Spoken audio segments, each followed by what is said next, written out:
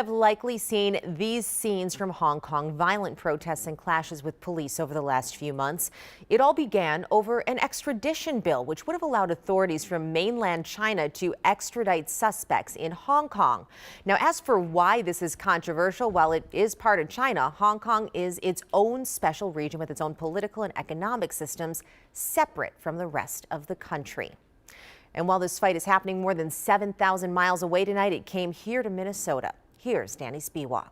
The first known Hong Kong demonstration in Minnesota started, as it often does, on a college campus. So I'm from Hong Kong. Fearing retribution, this anonymous University of Minnesota student brought Hong Kong's fight to the States. We want for democracy, we want for liberty, we want for freedom. His group was met with a counter-protest from mainland Chinese students who view the demonstrations in Hong Kong as overly aggressive and violent. They're destroying their economy. They're using all the things to destroy their motherland. So what is happening exactly? First, understand that Hong Kong is a former British colony and operates with some independence from China's communist rule.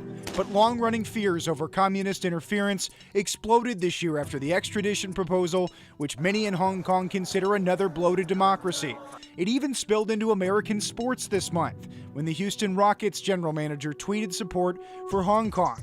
When the league and star LeBron James failed to come to his defense, it drew criticism that the NBA was satisfying a communist government to protect the billions it makes off its Chinese audience.